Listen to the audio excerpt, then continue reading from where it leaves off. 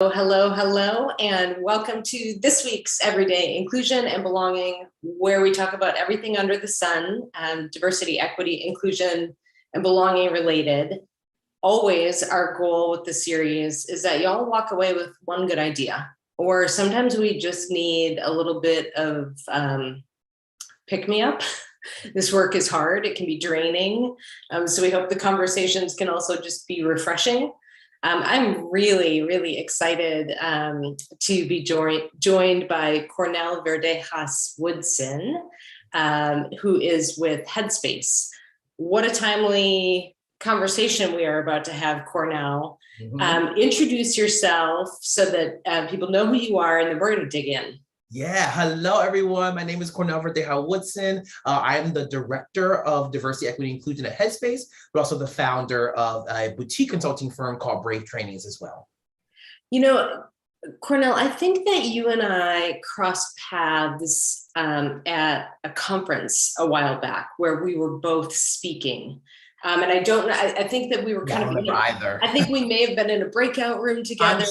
I'm sure.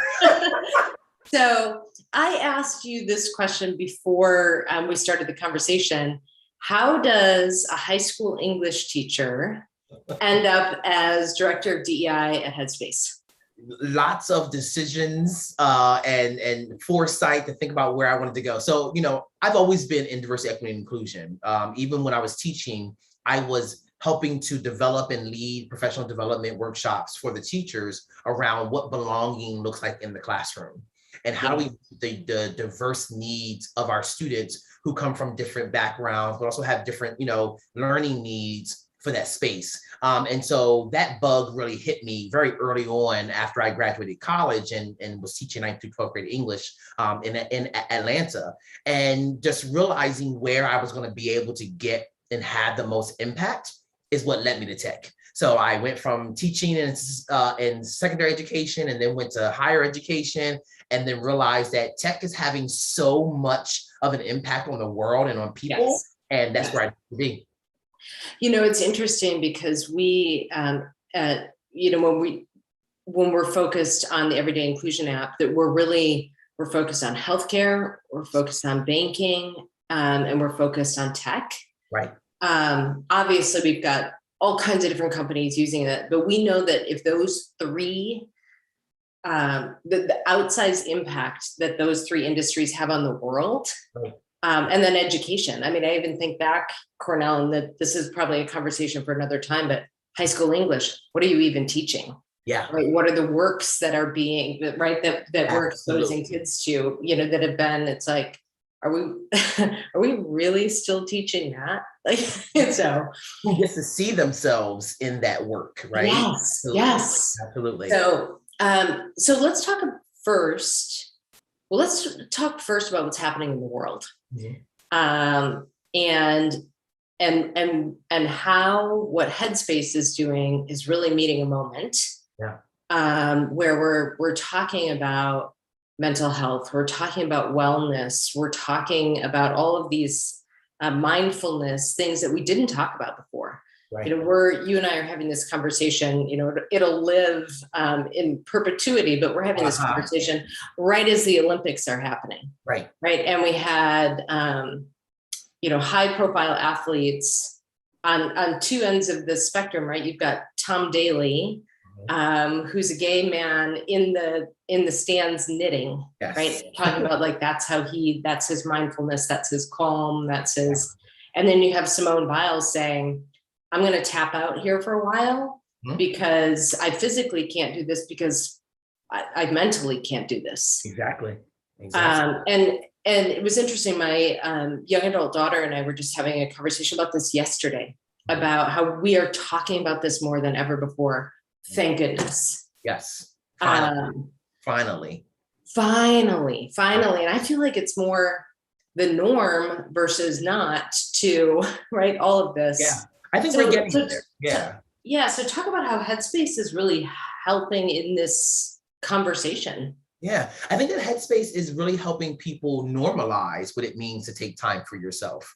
And we're providing a tool one tool that people can use to practice self-care, to take a break from the moment, from sitting at your desk, from reading email, from going through Instagram, from all things that may cause stress and anxiety and things of that sort. Take a break to check in on yourself, which is something that we, at least in a US-based society, are not taught to do, right? We're taught to go, go, go, and take care of everyone else. Right. And what Headspace is doing is saying, hey, you matter as well. And in order for you to show up in your best way for others and for the work that you do and care so much about, you've got to be okay and fill your cup up as well. And here's an opportunity in a way in which you can do that through meditation and silence and sitting still. It's interesting. One of the, and again, this is where I'll just talk to DEI. You and I, let's talk to DEI practitioners right now. Right. Because we know this work, I mean, it feels sometimes like it can suck your soul. Oh, right? It's hard. It is, and just how I, talk about people that give. Yeah. How important it is for DEI practitioners to time out, take care of yourself. Totally. And it's not something that we're taught to do, right? But when you get into this work, you don't think about timing out and sort of taking care of yourself, because there's just so much work to get done and you're being pulled in so many different directions. And it was really the pandemic that taught me, like, whoa, this isn't healthy, right? Yeah. I found I was waking up angry. I was waking up crying. My body hurt and I wasn't giving it what I needed, right? And I had to stop myself and say, if I'm going to do my best work, I've got to also practice this. And actually going to Headspace was not just a thing to do for society, but it was also a personal decision for me to have to be in an environment that gave me permission to take care of myself while also showing up for others as well. So absolutely critical for us. Yeah. It's interesting. Anyone that knows me knows that there's this book that not many people know about that I have recommended for years and years and years, called The Power of Full Engagement. And it was a corporate an executive coach and a sports performance coach. And they came together and really talked about the research around, just like athletes have to manage their training, right? To have peaks and valleys and times of rest, same thing. Yeah. Right. We need to, in order to perform our best, we actually have to disengage. So the whole premise around that book is about energy management. Yes. And I think, now when we're talking about mindfulness, when we're talking about meditation, it's that next step about the calm and the time to rejuvenate, right? Emotionally, mentally. Yes, exactly. And really putting into, one of my friends who talks a lot about mental health, for him personally, talks about you can't practice these things as a response to your body breaking down, right? Like too late, right? Too late at that point. Exactly. He's like, you gotta be doing it ongoing, even when you don't need it. It's like therapy. You don't just go to therapy only when you need it. You go to therapy even as therapy. I know, right? Oh my God, this keyword, right? And so, like, you've got to also go to therapy even when you're doing really well. It's called maintenance, right? It's ongoing maintenance that you're constantly doing. And this is what I think people are finally learning, that even when I'm not stressed, even when my body isn't breaking down, I'm still meditating. I'm still taking that vacation. I'm still doing those things that I need to do every single day that really helped me to maintain my mind, body, and spirit. It's great. Well, and I think about, again, like myself during the pandemic, and you came to Headspace. Yeah. Right? Like pandemic fully. Yes. Yeah. So you probably have coworkers you haven't even met yet in person. Exactly. I know for me personally, sitting every morning and spending even 5 minutes just sitting, breathing, and just being, existing. And what I love about what we do is that, we have a particular style of meditation that, we teach, right? But we also empower people. What does meditation look like for you, right? Yeah. For me, sometimes it's sitting on the couch with my dogs and just sitting and petting them as they lay to me.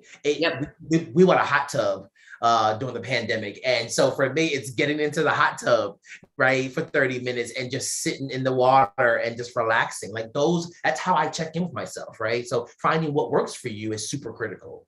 So then let's talk about how, so I want to talk a little bit more about what companies can do around this work. I mean, obviously, right, you can get your employees Headspace, just like if we're like, yeah, you can get your employees everyday inclusion if you want to work on it. But, what are you sort of seeing trend-wise in terms of what companies are doing around this space? And then I want to talk about some things that y'all are doing internally. Yeah, absolutely. I think what we're seeing is that organizations are realizing that, whoa, we've got to be a part of this journey towards helping our employees manage their self-care, right? Yeah. Employees have to own their self-care at the end of the day. That's super critical. But the employees are figuring out what is our role in that work. And a part of that is providing access to tools like Headspace. So getting an enterprise account through Headspace to give to your employees breaks down the barriers that may exist for some employees who may not be able to get it on their own. So being able to get it gives me the tools that I need to be, and then giving me permission.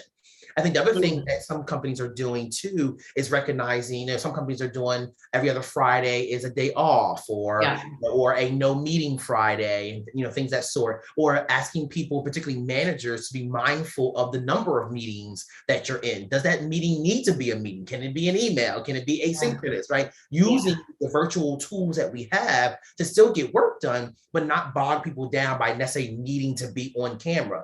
If a meeting needs to be a meeting, do cameras actually need to be on? Is it okay that we can still communicate, but you don't have to necessarily always see me, which adds a layer of energy that is different, right? So it's all these little things. I think that's the power of it for me, is that people think that there are these grandiose, expensive things that need to be done in order to have an impact, but it's the little things and ways that we take care of each other that really have a major impact. Asking your direct reports, what does support look like for you? What do you need in this moment? What work can we take off from you right now so you can recuperate and then bring it on back in? Or where can I support you? Can have a profound impact on people's belonging, psych safety, inclusion, and their mental health as well. It's interesting because, again, we're so parallel in what we're doing with Headspace and everyday inclusion, because we talk about it's everyday little moments, little choices, little things that you're doing that create these cultures of inclusion. Absolutely. And when we wrap wellness and mental health and mindfulness into that, it's that same approach. And even saying, hey, I'm going to take a mental health day. Yes. Or I was at my therapist. Yes. Or right. I saw a great meme that was, the title on one said Generation X, and the other one was Millennials. And the two people in the Gen X were like, well, my therapist said, right? and then the millennials were like, oh my gosh, my therapist. Like, it was like this whole, right? Even just the shift that we have around that. Yeah, and really getting rid of the stigma around what it means to see a therapist and take care of yourself, right? Like, that's what we're doing. We're breaking down that stigma, that it is okay. And what I love that you just said is about the modeling. I think that's another thing that managers and leaders are doing and can do, is to model it. So to say, hey, I'm struggling today, right? So you know what? I'm going to take half a day or the full day, whatever that may be. Or, I'm going to go see my therapist, or I saw my therapist, or whatever that may be, to show the vulnerability, right? Of like, it's okay to not be okay, and to say that, right? Because then that's how we bring in the community of support to go, well, what do you need? How can we be here? Right? That really creates long-term, connection and loyalty as well, right? If I work for an organization that sees me that well, I'm going to stay, right? Right? I'm going to be there. I'm going to give you my all, because I know that when I needed you, you showed up for me. Yeah. And I love that. When I needed you, you showed up for me, and even in those little moments. Yes. And I think we have to acknowledge too, I think we would be wrong, we didn't acknowledge the impact that this pandemic and mental health has had on women in particular, and women who are mothers, right? We lost, I think what month it was that we lost 150,000 jobs, and they were all lost from women, and predominantly women of color, I was gonna say, and women of right? color, right? Right. And all of that had so much to do with what we're not giving moms and women, right? And how we're not showing up for them when they need us most, right? Like we failed women and mothers and women of color. We failed them by Yep. not doing what we could do to show up for them. There was, I think it was on NPR Cornell. I was listening to an interview. Black single mother in Brooklyn. Mhm. I think she had 4 kids. Yeah. Like they're all right. Schools are shut down, and she has COVID, and she's trying to work. Mm-hmm. Come on, come Juggling. on. Yeah, exactly. Exactly. And here's the thing though, minus the COVID, right? They've been handling those things for this, that's not new, right? It's exacerbated because now you have now you have a pandemic on top of it, and the kids are actually home. So not like I can send them to school and then go do the errands and handle business. Now I got to do all of it at once, even more so. But the light is being shed on it even more. Yes. Right. I think, yeah, and I always my take on it, if there's any silver lining to what has just been tragic again and again and again, it is the inability to look away, right? And that it feels like all of these curtains were pulled back on so many things, right? What did it mean to be somebody with a long-term health condition, Right. or and my daughter and I talk about this all the time, people with disabilities, disabled people, right? Yeah. And the access that they were actually given to things that they've been asking for forever, right? Telehealth, tours of museums, right? Like all of these things, and being able to, not expend their energy trying to get to work, but being able to log in, so many experiences that people got to get a front row seat to. Yeah. Good, bad. Mhm. And gosh, there's a part of me, Cornell, that worries. I've always said, let's not go back to the new, to normal, because it was not working for Right. most people. It was We have not. an opportunity to completely rethink work. And you and I can talk about education later, Yeah. right? Yes. But we have an opportunity to completely rethink work. And I'm seeing some organizations that they're going back to what wasn't working. I'm like, what are you doing? This is such an opportunity. Right. Because of fear of change, right? And I think what annoys me so much about that is that means that you could have done it before, right? All the time of the people with disabilities and mothers and things who are asking for all these things, and well, we can't do it, and money and and then like that, you were able to pull it out when it realized that would impact their ability to get work done. And when it was and when it impacted majority groups. Exactly, absolutely, right. And then the last thing that we haven't even talked about is the added on layer of racial injustice. So you got the pandemic, you got all these things, and it's just coming at people, left and right. No wonder now we're talking about, right? Because now everybody is seeing it now, yeah, right? And now, and you're right, we're talking about these things now because majority groups are now also impacted. And that, while it's like, I'm happy we're talking about it, but I'm also frustrated on what it took to actually get here, right? Yeah. I'm known to say I don't care what gets you to the table as long as you're at the table. Right. But this is frustrating. Does it have to be this hard to get right. you to the table? Exactly. So let's talk about some of the things that you're doing at Headspace. Yeah. What are some of the best practices that y'all are implementing that maybe I could pick up and use in my organization? I actually think that Headspace did a really amazing thing at the top of the pandemic. And this is before I got there. They made every Friday either a no meeting Friday or a complete day off. Mm. And so they really recognized early on, like they said, let's experiment with this. Let's see what happens in terms of, productivity and how this actually helps and benefits employees. And what they found was that employees were really, really benefited from having that Friday where there was no meetings, where they could actually get work done, right? And then the other Friday where I didn't even have to sign on, right? Where I could just, take off and go sit on the couch and eat my ice cream and Right. have a ball on Friday, And right? take care of the mental health. And hear myself. So The is other- that every other? So that's that's every other Friday. So, but I mean, every Friday there's something, but what that Friday is changes every Friday. So for example, this Friday is a day off. The next Great. Friday will be a no meeting Friday, right? Yeah. It's just really amazing. And yes, we can still communicate via Slack, but you barely see any Slack communication, right? It's Oh, that's good. really just getting work done. Talk Yeah. about the modeling too. Yes, exactly. Recognizing that matters. The amount of meetings we're in every single day has a profound impact on our mental health. The other thing that we're doing too is every day, Monday through Thursday, 10 a.m. California time, 3 p.m. California time, are mindful moments, 30 minutes of mindful moments. At 10 a.m., we do guided meditation.